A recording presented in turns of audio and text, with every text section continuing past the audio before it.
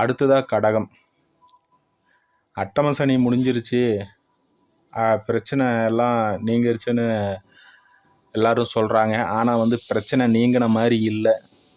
இதற்கு என்ன காரணம் அப்படின்னா, இப்போ பார்த்தீங்கன்னா அட்டம சனி முடிஞ்சிருச்சு. இப்போ பரவாயில்ல அப்படின்ற மாதிரி இருக்கும். குடும்ப ரீதியிலும் அதே போல் தொழில், வேலை, இது போன்ற உடல் ஆரோக்கியம், இந்த சார்ந்த விஷயங்கள்லாம் ஒரு சாதகமான ஒரு அமைப்பில் இருக்கும். ஒரு பெரிய ஒரு கஷ்டமும் இருக்காது.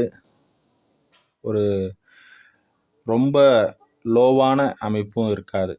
வருமான ரீதியிலும் ரொம்ப மோசமான ஒரு அமைப்பும் இல்லை. அதே போல் அதிகமான ஒரு அமைப்பும் இல்லை. ஒரு சனி இப்போ தான் 2 மாதம், ஏப்ரலில் பயிற்சி ஆனார்.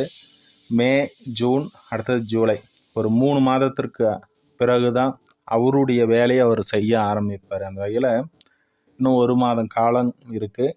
அதனால் ஒரு நிதானமான ஒரு அமைப்பில் இருக்கும். பெரிய ஒரு வெற்றியும் இல்லை, பெரிய ஒரு சோதனையும் இல்லை. ஒரு சாதகமான அமைப்பும் இல்லை, ஒரு சோதனையான அமைப்பும் இல்லை. ஒரு நடுத்தரமான ஒரு அமைப்பு, ஒரு பயங்கலந்த ஒரு அமைப்பும் இருக்கும். நிறைய அடி வாங்கிட்டீங்க, பிரச்சனைகள், அசிங்கம், வழக்கு, அதே போல் தேவையில்லாத நபர்களிடம் தேவையில்லாத ஒரு சொல்லை வாங்கிறது, வருமானம் இல்லாத ஒரு சூழல், ஒரு விஷயத்தில் மாட்டிக்கிட்டேன், தொழிலில் மாட்டிக்கிட்டேன், வேலையில் நல்ல பெயர் இல்லை, எங்கே போனாலும் வேலை தரமாட்டேன்றாங்க. இந்த மாதிரியான நிறைய கஷ்டங்களை கடகராசிக்காரர்கள் அனுபவிச்சிட்டிங்க. அதெல்லாம் வெளியில் வந்துட்டீங்க. இந்த வாரம் பார்த்தீங்கன்னா உங்களுடைய 12ஆம் பாவாதிபதி வாரத்தின் இறுதியில் 12ஆம் இடத்துலையே வளர்ப்பிறை சந்திரனா அமர்றதுனால வெளிதூர அமைப்புகள்லாம் சாதகமாக இருக்குது. வெளியில் செல்லணும்னு நினைக்கிறவங்களாம் இந்த நாளை நீங்கள் பயன்படுத்திங்க இந்த வாரத்தின் இறுதியில்.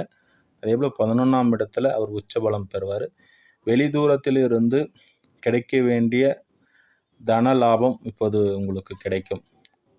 அதே போல் தொழில் அமைப்புகள்லாம் சாதகமாக இருக்கும். 10ஆம் இடத்துல சுக்கிரன் அமர்ந்திருக்கிறாரு. அந்த வகையில் தொழில் அமைப்புகள்லாம் நல்லா இருக்குது, வேலை அமைப்புகள்லாம் நல்லா இருக்குது.